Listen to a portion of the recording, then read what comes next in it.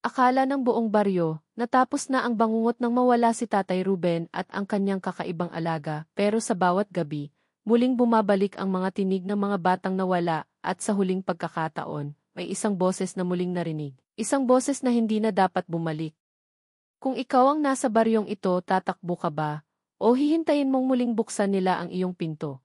Ang kwentong ito ay base sa mga salaysay at karanasan ng mga taong nakaranas mismo ng kakaibang pangyayari. Hindi ito nilikha upang siraan ang anumang paniniwala o kultura, bagkus upang magbigay buhay sa mga kwentong pamahiin at misteryong bahagi na ng ating kasaysayan. Ang mga detalye ay maaaring naglalaman ng mga nakakatakot na tagpo, kaya't kung mahina ang loob mo, mas mabuting may kasama ka habang pinapakinggan ito.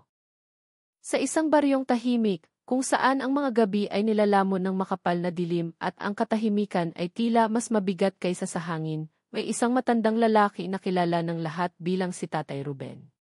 Sa unang tingin, siya ay karaniwang magsasaka lamang, nakasuot ng kupas na kamiseta, pawisan ang noo, at laging may bitbit na gulok sa kanyang balikat. Ngunit kung may isang bagay na hindi makakaila, iyon ay ang kanyang kakaibang alaga na siyang naging usap-usapan ng buong baryo. Hindi aso. Hindi pusa. Hindi rin baboy o manok gaya ng karaniwang inaalagaan ng mga taga-probinsya. Ang alaga ni Tatay ay isang hayop na hindi agad maipaliwanag ng sinuman. Ang mga nakakita rito ay iba-iba ang paglalarawan. Ang ilan ay nagsasabing ito'y tila malaking aso, subalit ang mga mata ay kumikislap na parang mata ng tao. Ang iba na may naniniwalang ito'y tila malaking ibon, may pakpak na parang paniki at kakaibang sigaw na lumalabas sa tuwing sasapit ang hating gabi. Ang baryo ay nahahati sa dalawang paniniwala. Ang mga naniniwalang ang alaga ni Tatay ay simpleng hayop lamang na bihira at kakaiba lang ang itsura, at ang mga natatakot dahil kumbinsido silang iyon ay isang nilalang na hindi dapat inaalagaan. Isang nilalang na hindi sa mundo ng tao nabibilang. Tuwing dapit hapon, bago pa tuluyang magdilim, madalas nakikita si Tatay na pinapakain ang kanyang alaga sa likod ng kanilang lumang bahay. Ang bakuran ay nakatabing ng makakapal na kawayan at puno ng saging, at sa loob ay tila may aninong gumagalaw, malaki at mabigat. Minsan, maririnig ang kakaibang ungol na hindi mawari kung alulong ba ng aso o iyak ng sanggol. Ang mga bata sa baryo, kahit mahilig maglaro sa kalsada, ay iwas na iwas kapag dadaan sa harap ng bahay ni Tatay. Ang matatanda na may nagdarasal at nag-aantanda ng krus kapag napapadaan doon na para bang iyon ay lugar na hindi dapat nilalapitan. Ngunit bakit nga ba ganoon ang naging relasyon ni Tatay sa nilalang na iyon? Ayon sa mga matatanda, isang gabi raw ng malakas na bagyo, nakarinig si Tatay ng iyak mula sa kagubatan. Akala niya'y tao, kaya't agad niyang pinuntahan. Sa gitna ng madilim na kagubatan, nakatagpo raw siya ng isang nilalang na sugatan at halos mawalan ng buhay. Hindi niya alam kung bakit, pero ang kamay at puso niya ay nagdikta na dalhin iyon pauwi at gamutin. Simula noon, hindi na sila nagkahiwalay. Habang lumilipas ang mga taon, lumalaki at nagiging mas misteryoso ang nilalang na iyon. Ang hindi maitatanggi, lalo itong nagiging nakakatakot. Minsan ay nakikita itong nakatayo sa bubong ng bahay, nakamasid sa kalye na para bang nagbabantay. Minsan na naririnig ang malalim na huni sa ilalim ng buwan, at sa mga oras na iyon, may mga manok at kambing sa baryo na bigla na lang nawawala. Lagit-lagi, si Tatay ang pinaghihinalaan, ngunit wala ni isa ang mailakas ng loob na harapin siya tungkol dito. Hanggang isang gabi, may isang batang lalaki na hindi sinasadyang nakasilip mula sa bakura ni Tatay. Ang kanyang nakita ay hindi niya maipaliwanag. Ang aninong iyon ay nakayuko, tila may kinakain, at ang mga mata nito ay nagningning ng pula sa ilalim ng gaserang ilaw. Hindi na nakapagsalita ang bata at nanigas lamang sa kinatatayuan hanggang siya'y makita ni Tatay mismo. Walang nagsabi kung ano ang nangyari pagkatapos, ngunit simula noon, ang bata ay hindi na muling lumabas ng bahay kapag sumasapit ang gabi. Sa baryo, mas lumakas ang bulong-bulungan. Ano ba talaga ang nilalang na iyon? Isa bang sumpa na dumapo sa pamilya ni Tatay? O isa ba itong kaibigan mula sa mundo ng mga nilalang na hindi dapat nakikita ng tao? Ang mga sagot ay tila nananatili lamang sa likod ng mga mata ni Tatay Ruben at sa mga ngiti niyang may tinatagong sikreto. At ngayong gabi, habang pinakikinggan mo ang kwentong ito, marahil iniisip mo, anong klaseng nilalang ang aalagaan ng isang ama na tila mas mahal pa niya kaysa sa tao? At bakit parang masaya siya na ito'y kanyang kasama, kahit na alam niyang kinatatakutan ito ng lahat? Sa huli, isang tanong ang nananatiling bumabalot sa dilim. Sa oras na mawalan ng kontrol ang nilalang na iyon, sino ang unang mawawala? Simula nang masilip ng batang lalaki ang nilalang sa bakura ni Tatay Ruben, nag-iba ang ihip ng hangin sa baryo. Ang mga bata na dati-rati naglalaro hanggang gabi sa kalsada ay biglang umuuwi bago pa man lumubog ang araw. Ang mga magulang ay tila mas madalas nang naglalagay ng bawang sa mga bintana at pinto, bagay na noon ay ginagawa lamang kapag may tsismis tungkol sa mga aswang. Ang katahimikan ng baryo ay naging mas mabigat, hindi na ito payapang katahimikan kundi tila paghihintay ng isang bagay na hindi alam kung kailan darating. Si Tatay Ruben naman ay patuloy lang sa kanyang nakasanayan. Tuwing dapit hapon, makikita siyang naglalakad papasok sa kanyang bakuran, dala ang isang lumang balde na puno ng lamang loob na hindi alam kung saan niya kinukuha. Ang alaga niya ay naroroon, nakatago sa likod ng dilim, ngunit ang kaluskos at mabibigat na hakbang nito ay naririnig mula sa kabila ng kawayan. May mga pagkakataon na tila sumasabay ito sa paghinga ng hangin, mabigat, malalim, at parang nagmumula sa isang dibdib na hindi pangkaraniwan. Ang mga kapitbahay ay nagsimulang magtanong sa isa't isa. Sino ba talaga si Tatay Ruben? Bakit niya ginagawa ang lahat ng ito? May ilan na nagsasabing noong kabataan daw ni Tatay, nakaranas siya ng malupit na trahedya. May mga anak daw siyang nawala, misteryosong kinuha ng gabi at hindi na muling natagpuan. May nagsasabi namang noong panahon ng gyera, nakatagpo siya ng isang nilalang na nagligtas sa kanya mula sa kamatayan at simula noon ay nagkaroon siya ng kasunduan. Hindi malinaw ang totoo, ngunit isang bagay ang tiyak, may malalim na dahilan kung bakit niya pinipiling makasama ang isang nilalang na hindi kayang bigkasin ng mga tao. Isang gabi, habang madilim ang langit at halos walang bituin, isang grupo ng mga binatang lasing ang naglakas loob na maglakad malapit sa bahay ni Tatay. Sa kanilang halakhakan, nagbibiro silang sisilip sa bakuran para makita kung totoo nga ang sinasabi ng iba. Ngunit bago pa sila tuluyang makalapit, biglang may umalingaw na tunog mula sa loob ng bakuran. Hindi iyak ng hayop, hindi rin alulong ng aso, tila ba paghikbi ng isang bata na sumasabay sa malakas na huni ng ibon. Ang kanilang mga tuhod ay nanginig at isa-isa silang nagsitakbuhan, iwan ang kanilang mga bote ng alak. Kinabukasan, wala ni isa sa kanila ang nagkwento ng nakita, ngunit halata sa kanilang mga mukha ang takot na hindi madaling mawala. Lumipas ang mga araw, at may mga alagang hayop na nawawala muli sa baryo, mga kambing, manok, at maging isang maliit na baboy. Palaging ang bahay ni Tatay Ruben ang tinitingnan ng lahat, ngunit walang mailakas ng loob na magtanong. Ang tanging naririnig lang nila sa gabi ay ang malalim na boses ni Tatay na tila ba may kausap, kasabay ng tunog ng isang nilalang na gumagalaw at humahaplos sa mga dingding. May nagsasabing nakita raw nilang kumakaway ang aninong iyon mula sa bubong ng bahay, nakasilip sa ilalim ng buwan, at ang mga matay tila apoy na nakatitig sa kanila. Habang lumalalim ang gabi, ang paligid ng baryo ay nagiging parang ibang mundo. Ang simoy ng hangin ay may dalang kakaibang amoy, parang pinagsamang usok ng kandila at sariwang dugo. Ang mga aso sa baryo ay nag-aalulong ng sabay-sabay, ngunit tuwing lalapit sila sa bakura ni Tatay, bigla silang tatahimik, para bang natatakot kahit sa sariling mga tinig. Ang mga matatanda ay nagsimulang magdasal ng mas madalas, nagkukwento ng mga lumang alamat tungkol sa mga nilalang na kumakapit sa mga tao at nagiging parang pamilya ang turing. Ngunit ang pinakakakaiba, ayon sa isang dalagang kapitbahay, ay minsang nakita niyang nakatayo si Tatay sa ilalim ng buwan kasama ang kanyang alaga. Hindi niya masyadong maaninag ang anyo ng nilalang, ngunit malinaw niyang nakita ang pagkilos nito. Nakahawak ang nilalang sa balikat ni Tatay, para bang isang anak na sumisilip mula sa likod ng magulang. Ang itsura nito'y hindi niya kayang ikwento ng buo, tila nagbabago depende kung saan ka nakatingin, ngunit ang mga mata nito'y malinaw na kumikislap, parang mga mata ng isang taong matagal nang nanonood mula sa dilim. Simula noon, ang dalaga ay hindi na muling nakatulog ng mahimbing. Lagi niyang naiisip ang tanong na hanggang ngayon ay bumabalot sa lahat ng nakakaalam sa sikreto ni Tatay Ruben. Nilalang ba iyon na kanyang inalagaan, o nilalang ba iyon na unti-unti nang umaangkin sa kanya? At habang ang mga gabi lumalalim at ang bulong-bulungan ay palakas ng palakas, tila lumalapit ang oras na hindi na kayang itago ni Tatay ang katotohanan. Ang baryo ay naghihintay, nanginginig, ngunit walang makapangahas na magsalita.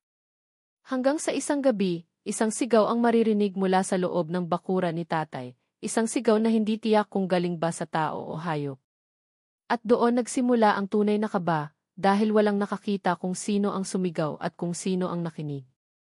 Simula nang marinig ang sigaw mula sa bakuran ni Tatay Ruben, hindi na naging pareho ang baryo.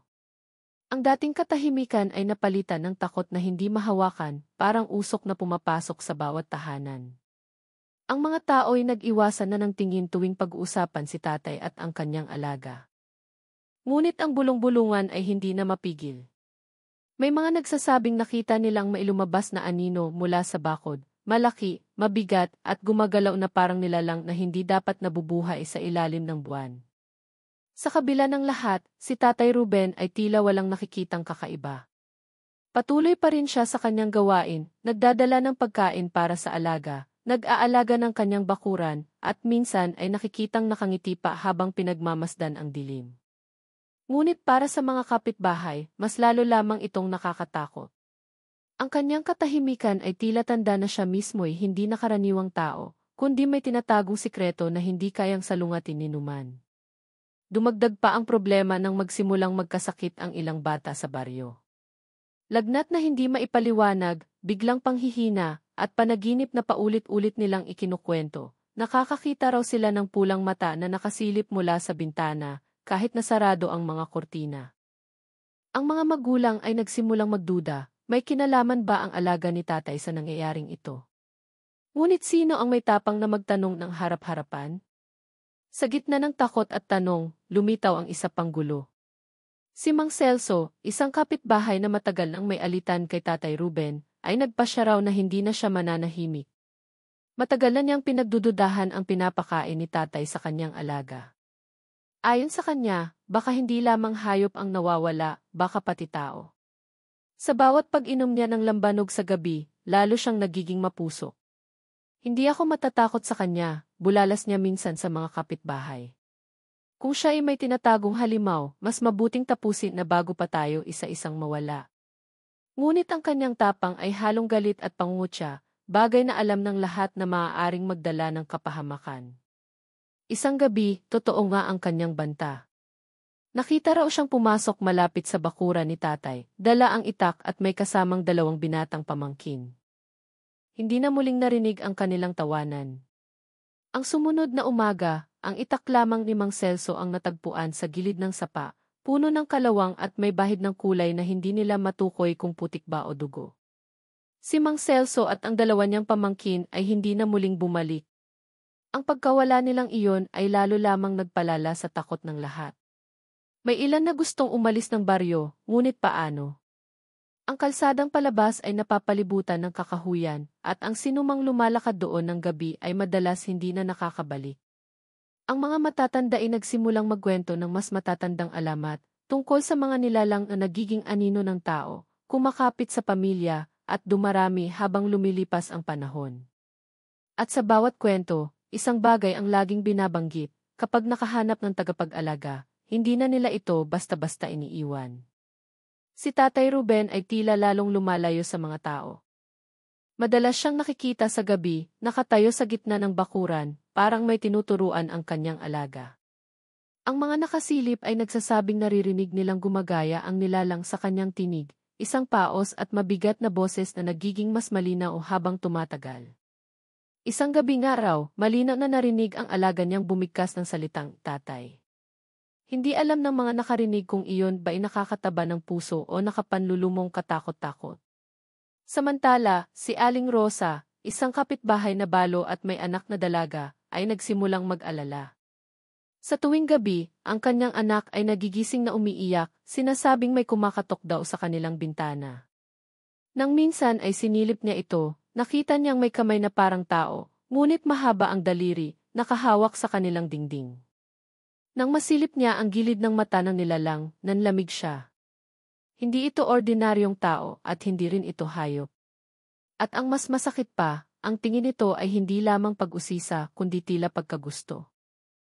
Habang dumarami ang mga ganitong insidente, nagiging mas malinaw ang hinaharap ng baryo, isang hinaharap na pinaghaharian ng takot at lihim. Ngunit ang pinakamahirap tanggapin ay ang posibilidad na hindi na nila kayang kontrolin ang lahat. Ang tanong ay hindi na lamang kung ano ang alaga ni Tatay Ruben, kundi kung hanggang saan ang kaya nitong gawin at sino ang susunod na tatargetin nito.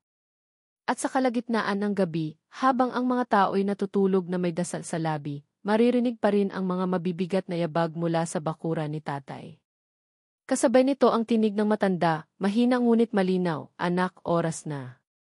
Pagkatapos noon, isang malalim na huni ang sumasaklaw sa buong baryo, at walang mailakas ng loob na magbukas ng bintana para makita kung ano ang nangyayari. Habang patuloy na lumilipas ang mga gabi, lalo lamang lumalalim ang takot sa baryo. Hindi na simpleng bulong-bulungan ang umiikot, ngayon, bawat pamilya ay may sariling karanasan na tila patunay na ang nilalang ni Tatay Ruben ay hindi na basta nakakulong sa loob ng kanyang bakuran. May mga nakakarinig ng mabibigat na yabag sa bubong, may nakakakita ng pulang mata na nakasilip mula sa dilim, at may nakakaramdam ng malamig na hininga sa tabi ng kanilang higaan. Ang baryo ay tila binihisan ng anino, at lahat ng tao ay naglalakad na may kaba sa dibdib, alam na anumang oras ay may mangyayaring hindi nila kayang ipaliwanag. Si Tatay Ruben ay lalo lamang naging misteryoso. Madalas siyang hindi nakikita sa araw, at kapag gabi naman ay nakatayo siya sa bakuran, nakatingala sa buwan, habang ang kanyang alagay gumagalaw sa tabi niya. Ang mga nakasulyap ay nagkukwento na ang nilalang ay lumalaki, mas mataas pa kaysa sa matanda, at ang hugis nito ay palagi ang nagbabago, minsan tila tao, minsan parang hayop, minsan isang bagay na walang pangalan. Ngunit ang pinakamalakas na nakakapangilabot ay ang mga mata nito na laging nakapako sa mga bahay ng mga kapitbahay, parang naghahanap ng susunod na puntirya. Ang baryo ay parang unti-unting kinukulong ng isang hindi nakikitang kamay. Ang mga aso ay hindi na nag-aalulong, tila ba pati sila ay natatakot magsalita. Ang mga bata ay halos hindi na lumalabas ng bahay, nanginginig sa tuwing maririnig ang kahit anong tunog mula sa labas. Ang mga magulang ay wala nang magawa kundi paulit-ulit na magdasal, ngunit kahit ang kanilang mga dasal ay tila nabibinggi sa lakas ng presensya ng nilalang. Isang gabi, habang lahat ay tahimik at nakapikit, biglang umalinggaw ang isang boses sa buong baryo. Hindi ito boses ni Tatay Ruben, ngunit malinaw na nagmumula sa kanyang bakuran. Isang boses na paos, mabigat, at tila nanggagaling sa kalaliman ng lupa. Ang mga salitang binigkas nito'y hindi lubos maintindihan, parang sinaunang wika na hindi kayang ulitin ng kahit sino. Ngunit kasabay ng bawat bigkas ay ang pagyanig ng lupa at ang pag-ikot ng malamig na hangin na pumapasok sa bawat bintana. Ang mga tao'y nagising, nanginginig at walang nakahuma. Sa gitna ng kaguluhan, may isang batang babae na biglang nawala. Anak ni Aling Rosa, ang batang iyon na ilang linggo nang nagrereklamo tungkol sa kumakatok sa kanilang bintana. Nang silipin ang kanilang bahay, bukas ang pinto at nakakalat ang mga gamit, ngunit wala ang bata. Ang tanging naiwan ay ang mga yapak na basa ng putik na humantong direkta sa direksyon ng bakuran ni Tatay Ruben. Walang isa man ang naglakas loob na sundan. Ang buong baryo ay nakatulala lamang, ramdam ang kanilang kawalan ng magagawa. Kinabukasan, lumabas si Tatay Ruben mula sa kanyang bakuran na tila walang nangyari. Nakasuot siya ng kanyang kupas na kamiseta, dala-dala ang gulok na parang karaniwan lamang nagagamitin sa bukid. Ngunit ang kanyang mga matay iba, mapupula, parang hindi natulog, at may ngiti sa labi na hindi mawari kung tuwa o pananakot. Nang may nagtanong tungkol sa batang nawala, tumingin lamang siya at sinabing, "Huwag kayong mag-alala. Hindi siya mawawala. Hindi niya ako iiwan." Pagkasabi nito, pumasok siya muli sa loob ng bakuran, at ang mga kapitbahay ay nanlamig sa kanilang narinig. Mula noon, ang gabi ay naging mas mabigat kaysa dati. Ang mga tao ay hindi na nakakatulog, at kung sino man ang makakatulog ay gigising sa bangungot ng pulang mata, ng mahabang daliri, at ng tinig na humihiling na sila ilumapit.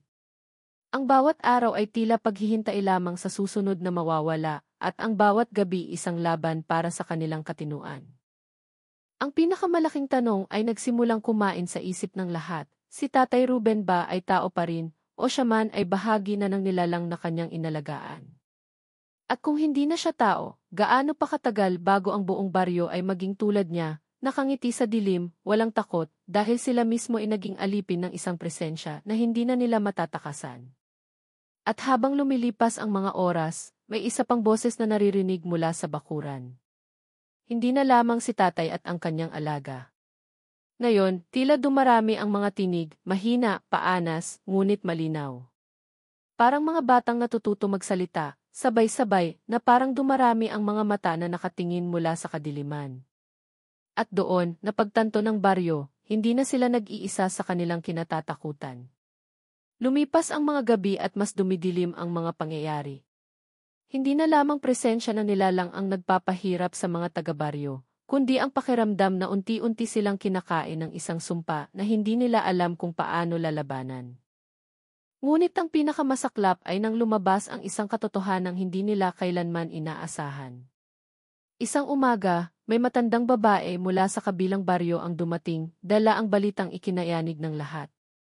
Noon daw kabataan ni Tatay Ruben, siya at ang kanyang asawa ay may 3 anak, 2 ay batang lalaki at 1 ay babae. Ngunit sa isang gabi ng malakas na bagyo, ang mga bata ay sabay-sabay na nawala. Sinabi ni tatay noon na sila ikinuha ng mga anino mula sa kakahuyan. Walang naniwala.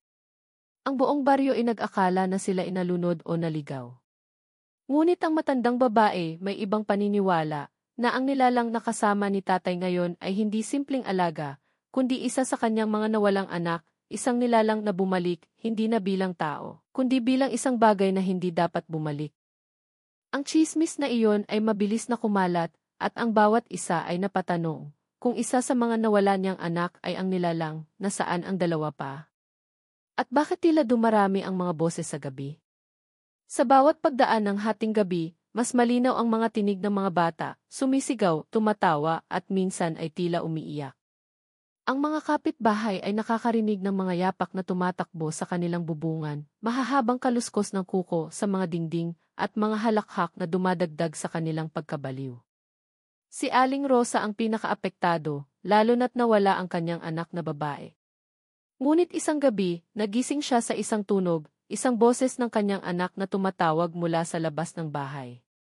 Inay, pagbuksan mo ako, mahina ngunit malinaw, halos hindi niya mapigilang tumayo at buksan ang pinto. Ngunit nang silipin niya sa maliit na butas, nakita niyang hindi bata ang nakatayo roon, kundi isang nilalang na nakayuko, mahaba ang mga braso, at pulang-pula ang mga mata.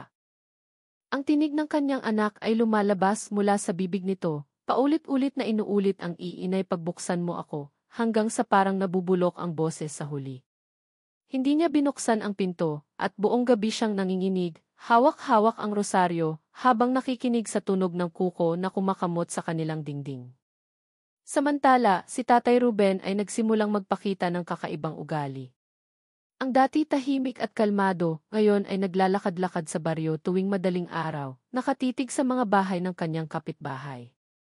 Kapag may nagtangkang lumapit, sasabihin niya lamang, hindi niyo sila naiintindihan. Hindi sila masama. Bumalik lang sila para sa akin. Ngunit para sa lahat, mas lalo lamang itong nakakatakot.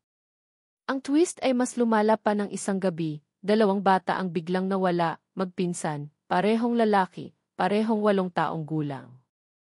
Ang kanilang mga yapak ay nagtapos sa parehong lugar, kung saan nagtapos ang yapak ng anak ni Aling Rosa, sa bakuran ni Tatay Ruben. Nang lapitan ng ilang matatapang na lalaki ang bakuran, narinig nila ang halakhak ng 3 tinig mula sa loob, mga boses ng bata na sabay-sabay kumakanta ng isang luma at hindi maintindihang awit. At sa sandaling iyon, nakumpirma ng lahat ang kanilang kinatatakutan. Hindi iisa ang nilalang. Dumarami sila at lahat ng nawawalang bata ay tila nagiging bahagi ng aninong iyon. Ang baryo ay tuluyang binalot ng desperasyon. Wala na silang lakas ng loob na kumilos, sapagkat bawat hakbang ay parang susundan ng mga matang nakasilip sa dilim. Hindi na sila makaalis, sapagkat ang kagubatan na bumabalot sa baryo ay tila mas buhay kaysa dati, parang bawat puno ay may mata, bawat hangin ay may tinig. At ang pinakamasakit, hindi na nila alam kung sino ang susunod na mawawala. At si Tatay Ruben, na minsan ay kinikilala nilang ama ng baryo, ngayon ay naging simbolo ng kanilang pinakamalaking takot. Ang kanyang alaga o mga alaga ay hindi na maitatago. Naririnig na sila, nararamdaman na sila, at unti-unti lumalabas na sila sa bawat sulok ng gabi. Kung ikaw ang nasa ganitong sitwasyon, kung ang mga anak sa iyong paligid ay isa-isang nawawala at bumabalik bilang nilalang na hindi mo na makilala, ano ang gagawin mo? Lalaban ka ba o tatakbo kahit walang kasiguraduhan? Sa tingin mo ba, may pag-asa pang makaligtas si Tatay Ruben, o isa na siyang ganap na alipin ng kanyang sariling misteryo? Ang gabi ng pinaka-nakakatakot na pangyayari ay dumating ng walang babala.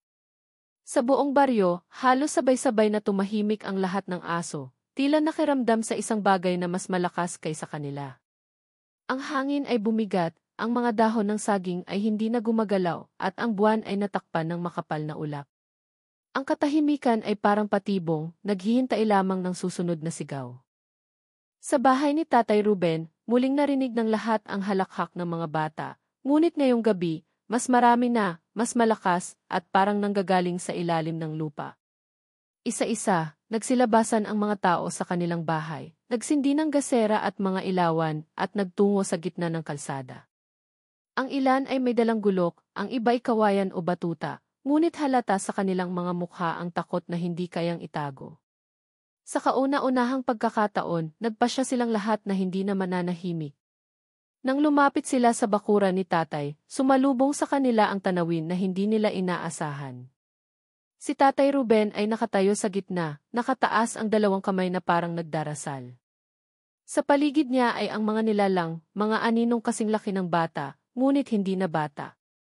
Ang kanilang mga mukha ay nagbabago-bago, minsan anyo ng bata, minsan halimaw, minsan parang wala ng laman kundi anino. Ang kanilang mga matay pula, kumikislap sa dilim, at sabay-sabay silang kumakanta ng isang himig na hindi makatao.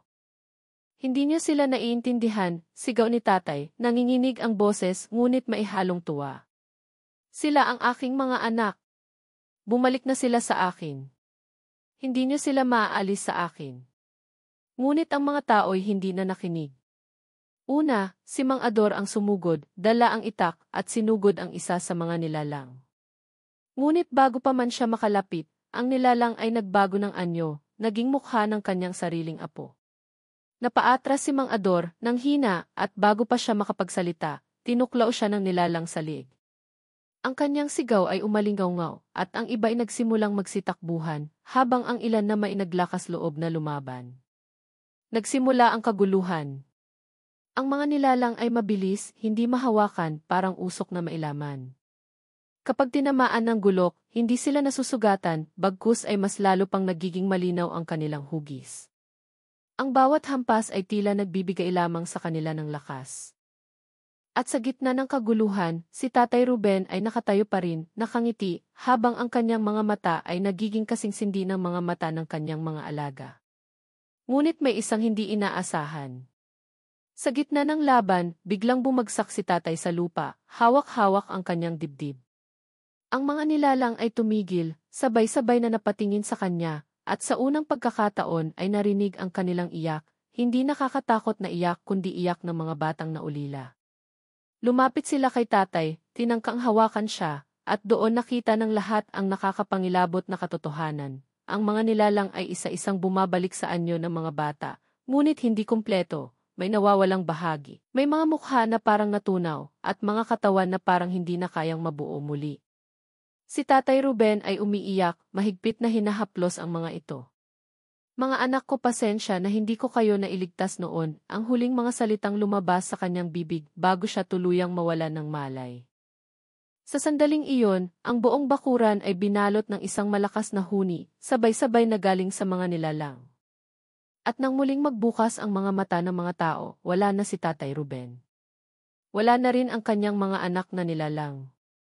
Ang naiwan lamang ay ang bakuran na ngayon ay wasak, puno ng putik, at sa gitna nito'y nakabaon ang gulok ni Tatay na kumikislap sa ilalim ng buwan. Ngunit hindi pa doon nagtapos ang lahat. Sa mga sumunod na gabi, kahit wala na si Tatay Ruben, naririnig pa rin ang mga tinig ng mga bata sa paligid ng baryo. Minsan, may maririnig na pagtawa mula sa bubong. Minsan, may makakakita ng maliit na anino na dumadaan sa gilid ng dingding. At ang pinaka-nakakatakot, ang ilang bata sa baryo ay nagsimulang magsalita sa kanilang pagtulog, sabay-sabay na inuulit ang parehong salita, tatay. Hindi na alam ng mga taga-baryo kung tapos na ba ang lahat o nagsisimula pa lamang. Ang kanilang tanong ngayon ay hindi kung paano lumaban, kundi kung sino ang susunod na tatawagin ng mga aninong iyon bilang kanilang ianak. Matapos ang gabing iyon, ang baryo ay tuluyang nabalot ng katahimikan. Hindi dahil tapos na ang takot, kundi dahil wala ng lakas ang mga tao upang magsalita patungkol sa nangyari. Ang bakuran ni Tatay Ruben ay iniwasan, halos parang naging libingan ng lahat ng alaala at kababalaghang dumaan. Walang sinumang naglakas loob na pumasok o lumapit, kahit sa liwanag ng araw. Ang kanilang mga tingin ay laging nakatuon sa lupa, parang may kasunduang hindi kailanman babanggitin ang pangalan niya. Ngunit sa bawat pamilya, ramdam pa rin ang sugat ng pagkawala. Ang mga bata na nawala ay hindi na natagpuan, at ang mga magulang ay nabuhay na may tanong kung ang kanilang mga anak ba'y tuluyan ng nilamon ng dilim, o kung naroroon pa rin sila sa anyo ng mga aninong iyon. Si Aling Rosa, na halos mabaliw sa pagtawag sa pangalan ng kanyang anak, ay natutong mamuhay sa gitna ng lungkot at pag-iwas. Sa tuwing dumadaan siya sa gilid ng bahay ni Tatay Ruben, napapikit na lamang siya, mahigpit na hawak ang kanyang rosaryo, na para bang bawat dasal ay sapat upang pigilan ang sariling mga paa na maglakad papasok. Ang ilang mga bata sa baryo ay nagsimulang magbago. Ang dati masigla at masayahin, ngayon ay tahimik na lamang, nakatitig sa kawalan. May ilan na hindi na makatulog ng maayos, lagi raw nilang naririnig ang mga tinig na naglalaro sa labas ng kanilang mga bintana. Minsan, may maririnig silang kumakatok sa bubungan o sa dingding, maliit na kamay na parang nang aanyaya ng laro. Ngunit kapag sinilip nila, wala namang tao. At kahit araw, may mga batang bigla na lang natitigilan sa gitna ng paglalaro, sabay sabihing, naririnig niyo ba sila? Sa kabila ng lahat ng ito, wala ni isa sa mga matatanda ang gustong lisanin ang baryo. Parang may mahigpit na tali na humahawak sa kanila. May ilan na nagtangkang umalis, ngunit bago pa man makalayo, nagkakasakit, nagkakasugat ng walang dahilan at napipilitang bumalik. Ang mga matanda ay nagsimulang maniwala na ang lugar mismo ang isinumpa at na ang aninong iyon ay hindi nakatali kay Tatay Ruben lamang, kundi sa mismong lupaing tinitirhan nila. Isang linggo matapos mawala si Tatay Ruben, may ilang kabataang lalaki ang nagtangkang pumasok sa kanyang bakuran, dala ng tapang at kuryosidad. Sa kanilang pagbabalik, isa na lamang ang nakalabas. Ang kanyang mga mata ay maputla, puno ng takot, at wala na siyang nais sabihin kundi iisa, hindi siya nawala, nandyan pa rin siya. Hindi na niya muling binuksan ang kanyang bibig pagkatapos noon, at hanggang ngayon ay nananatili siyang nakaupo sa sulok ng kanilang bahay, hindi makatingin sa kahit kanino. Ang mga gabi na natiling puno ng pangamba. Ang halakhak ng mga bata ay paminsan-minsan muling naririnig, bagaman mas mahina, parang anino ng isang alaala. Ngunit ang mga nakakarinig nito ay sigurado, hindi iyon basta alinggaw, kundi presensya na patuloy na bumabalik. Sa tuwing sumasapit ang kabilugan ng buwan, nararamdaman ng mga taga-baryo ang bigat ng hangin, parang may nakatingin sa kanila mula sa bawat sulok ng dilim. At dumating ang isang gabi na muli nilang napatunayan na hindi pa tapos ang lahat. Habang nagtitipon ang ilang pamilya sa loob ng bahay ni Mang Ador, biglang nagsimula ang mga aso na tumahol, sabay-sabay, hanggang sa parang may iisang ritmo ang kanilang ingay. Nang sumilit sila sa bintana, nakita nila ang isang maliit na figura ng bata na nakatayo sa gitna ng kalsada, nakatalikod sa kanila. Ang figura ay hindi gumagalaw, nakatayo lamang, at kahit anong tawag ay hindi tumitingin. Ngunit nang dumaan ang ihip ng hangin, narinig nila ang isang pamilyar na tinig, ang boses ng anak ni Aling Rosa, malinaw at masayang nagsabi ng, "Inay, nandito na kami." Ang buong baryo ay nabalot ng katahimikan matapos noon, at walang isa mang naglakas loob na lumabas. Ngunit mula sa kanilang pagkakasilip, nakita nilang dumarami ang mga figura sa gitna ng kalsada, 1, 2, 3, hanggang sa puno na ito ng mga anino ng mga bata. Lahat nakatayo, nakatalikod, parang naghihintay ng isang utos. At sa huli, sa gitna ng katahimikan, narinig nilang muli ang boses ni Tatay Ruben, malamig at buo, "Mga anak, umuwi na tayo." Mula noon, hindi na alam ng baryo kung ang kanilang mga gabi ay ligtas o hindi.